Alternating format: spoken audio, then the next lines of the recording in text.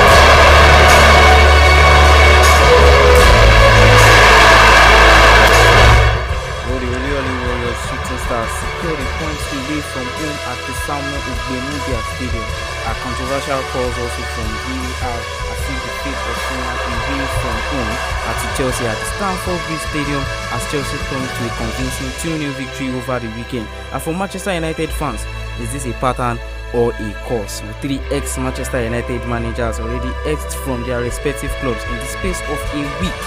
Is this a coincidence, or does the shadow of Old Trafford linger longer than expected? Although its current coach, Ruben Amorim, are also under pressure, the manager merry-go-round will not be done spinning just yet. I don't know what the future holds for Amorim. And well, I can tell you for a fact that it is of good and definitely not of evil, as Manchester United in a blockbuster match against Burnley secures Amorim's future at the club.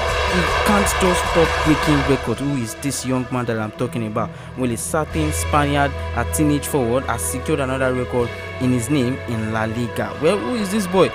You will definitely find out in subsequent news that I bring on later in the show.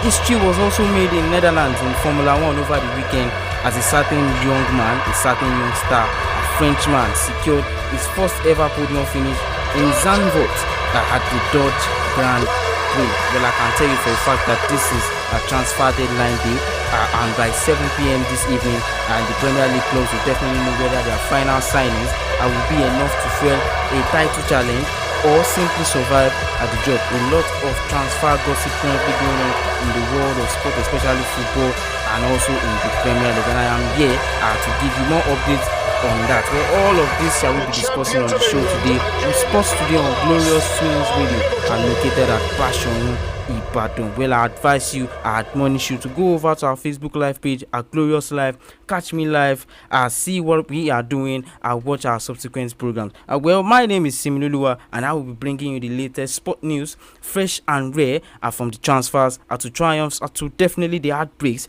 from the pitch to the podium of Formula 1, from the court of tennis to the tracks. So I advise you to sit back, tune in, tell a friend to tell a friend as we begin this beautiful ride.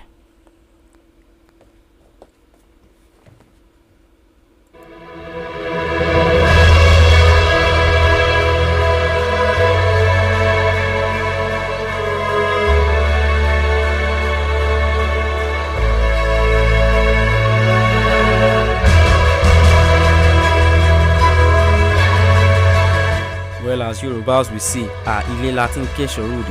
Well, let's start from our darling shooting stars, the Ibadan Warlords, as they secure the point at the Samuel Ogbemudia Stadium in Benin City against the Benin Arsenals.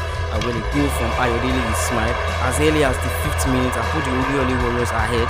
Unfortunately, they didn't enjoy the lead for long before a shot from beyond the 18-yard box and leveled the playing field for the Benin Arsenals at the 13th minute. Let's listen to post-match reaction from Nuruddin Aguero.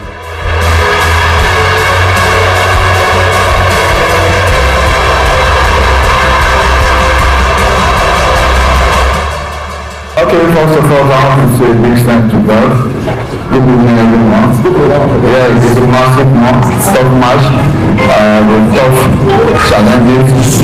But I want to take kudos to the two teams. They started with high intensity and they ended with high intensity. They have both home and away machine. It's a big look for us shooting stars to transform to this next. We lost our two. We believe we are going back to pick our points. So it's very big one for us. I'm very happy today. I want to give the other team, which is mentioned, definitely for us is not a bad thing. I like their physicality. They give us a good challenge. And we also manage the intensity and to feel the pressure. Yeah, we give us our best to get our fun. Thank you. Ask 1 point for you in Benin. Your next match.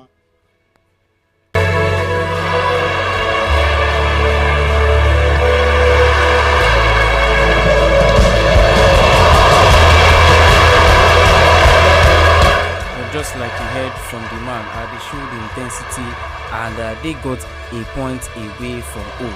Well, for Shooting Stars, would I say this is a good start of the season, losing our home game against Bayelsa United, as well as securing a point, getting early lead as early as the 5th minute, but unfortunately not being able to maintain that lead to the end of the game. And I can tell you that we've had the same problem even from last season, where we get to lead games and unfortunately an equalizer from the opponent would allow the game to stall and then we eventually end with a draw. But you've heard from the coach, definitely we should continue to believe the process, and maybe, just maybe, things will turn out well for the Shooting Stars. Well, let's look at other games that went on Sunday at the MPFL at different centers in Nigeria. Well, for Kano Pillars, they definitely could not secure a victory against newly promoted side Wiki Tories at the Sani Abacha Stadium, as they were held to a 1-1 draw. For Plateau United also, they lost at home to Castina United 1-2. And for Warri Wolves, they continued their fantastic run as they defeated former MPFL champions Rangers International. Well, for Rivers United also, they were able to secure victory against Kwara United 1-0. For Bayelsa United also, current table toppers, after beating Shooting Stars away from home, they secured another victory against Baru FC 2-0. Eyiba FC also defeated Niger Tornadoes 1-0, and Nasarawa United defeated Abia Warriors 1-0. At the Mobolade Johnson Stadium, they failed to get a goal as well as getting a victory against El Kanemi Warriors. Well, currently on Monday today, 1st of September, we will definitely see games take place. We'll see game take place between Akun Khalifa and defending champion Remo Stars. Will this be a start of a new thing for Remo Stars this season? We expected to see them get to a beautiful form that they had last season, or even defend their title. Well, I guess we'll get to know from their game against newly promoted side Akun Khalifa.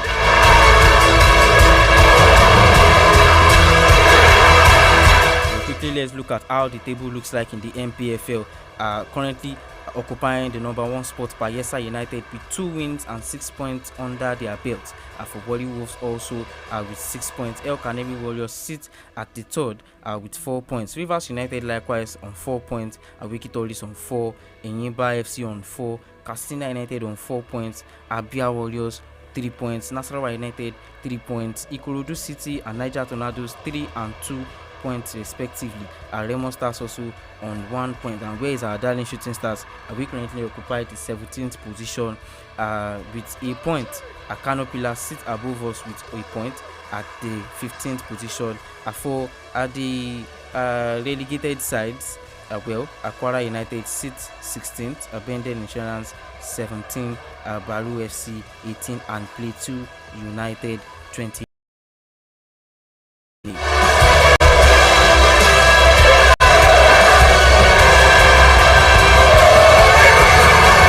Champions of England again at last are Liverpool. Let's quickly move to our Super Eagles team. Our goalkeeper Stanley Nwabali, who picked up an injury during Chippa United game, and his deputy Adidayo Adileya have made the final list of the 23 players invited by Super Eagles head coach Eric Chels for next month's 2026 FIFA World Cup qualifying matches against Rwanda as well as South Africa. A notable omission in that list will be Bayern Leverkusen forward Victor Boniface after his move to AC Milan failed due to medical. Let me quickly give you a rundown on the players who made the final 23-man list. For the goalkeeping department, we have Stanley Nwabali of Chippa United, Amos Obasegi of Zingida Black Stars of Tanzania, Adeleye Adebayo of Volos FC of Greece, and for the defenders, William Just Ekong of Al Khulud of Saudi Arabia, Akadim Bassi of Fulham FC in England, Olaino of Nottingham Forest, Bright Osai Samuel of Birmingham City in England, Bruno Oyemichi of Olympiacos in Greece, Chidiozi Awaziem of Nantes FC, Felix Agu of Werder Bremen, Benjamin Frederick of Tende FC in Belgium. For the midfielders, we have Alex Nwobi, Frank Onyeka, Winfred Didi of Besiktas, Fisayo Dele Bashiru of Lazio in Italy, Rafael Oyedika of Club Brugge, Christantos Uche of Getafe FC. Well, I can tell you for a fact that for Christantos Uche, we might likely not see him play his football with Getafe this season, and expect, or maybe he's already in England, who knows, but expect a move from the youngster to an English club very, very soon. For the forwarders also, we have our very own Ademola Lookman, a current player, half player of the year, Samuel Chukwueze, Victor Osimhen, Simon Moses, Siredesa Atolu Aroko Dari. As I said earlier, Victor Boniface unfortunately did not make that list. And about Victor Boniface, I can also tell you that the Nigerian striker has currently secured or emerged as a target for the Premier League side, West Ham United. Well, he was initially linked to a move to AC Milan, but the transfer did not materialize, definitely leading to a discussion of a potential move to West Ham United. As sources indicate, he is now being offered to the club as a sixth new challenge outside Bundesliga. When he has exhibited impressive capability in Germany, showcasing physical attributes necessary to thrive in the Premier League. And this addition can bolster West Ham's attacking option, which especially crucially gives their need for more depth in the squad. Well, as the transfer window approaches its deadline, which is today, the club management definitely need to act as swift as possible if they want to secure the signature of Victor Boniface.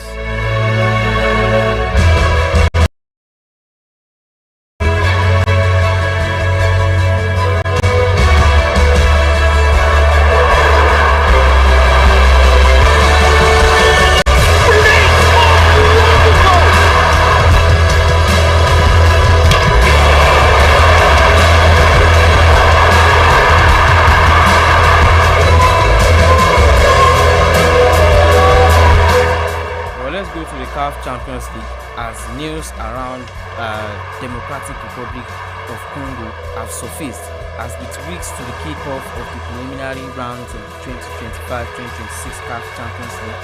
Crisis already working football in DR Congo as uncertainty surrounds clubs that will be representing DR Congo in this year's CAF Champions League and CAF Confederation Cup. Well, a team of Nigeria who might be thrown into disarray likewise will be Rivers United, as they will be going up against a team from DR Congo. Well, we don't know yet what CAF will definitely do, if they would give Rivers United another team to play up against, or if the issue with DR Congo will be resolved before the preliminary rounds are kicked off. Well, in the CHAN 2024 tournament, at the just concluded CHAN 2024 tournament, I can tell you that we have an eventual winner in Morocco, and they have been crowned champions in thrilling style.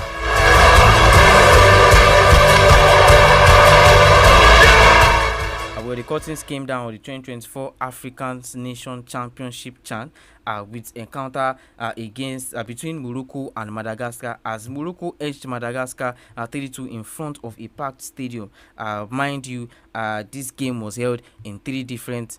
This tournament was held in three different countries between Angola, Uganda, as well as South Sudan. This clash definitely had enough heart-stopping moments, endless drama, pure football magic, as Morocco showed their pedigree once again as they took control of key moments. And even though Madagascar refused to bow out of the game, they came fighting back with relentless energy and courage, and that definitely won the heart of a lot of neutrals. But unfortunately, it was not enough to secure the victory against Morocco, as Morocco edged once again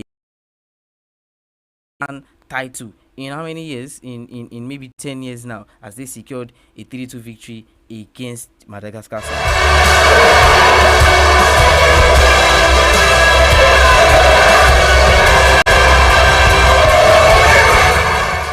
And for our representative in the WAFB CAF Women's Champions League, I can tell you that Bayelsa United already secured a commanding victory, a 4-1 victory against Samson Nelly on Saturday evening. Well, the Nigerian champions showed their superiority from the blast of the whistle, dominating possession and creating chances at will. Well, their relentless pressure paid off as they took the lead midway through the first half through a well-taken goal from Janet and Shikirat. They come back, pulling a goal back to level matters via Kalu Favor. Bayelsa Queens quickly regained control, restoring their advantage before the break. And in the second half, the Prosperity Girls stepped up the tempo, scoring twice via Janet and Alaba to secure an emphatic win and send a strong message to their rivals in the regional qualifiers. But these results means the Bayelsa Queens topped the group with maximum ticket to the CAF Women's Champions League finals later this year.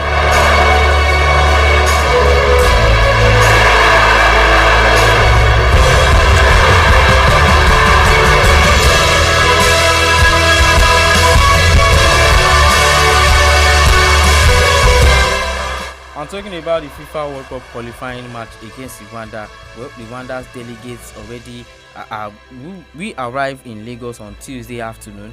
Their one-man advance party will be in Lagos on Monday, but the full delegation will make landfall in Lagos on Tuesday aboard their airline, and will proceed to Oyo, the capital of Akwa Ibom. That is where the match will be taking place by 4 p.m. On the same day, where the match day 7 encounter has become a very crucial one for both teams, as they are both wide away from group leader South Africa, who currently have 13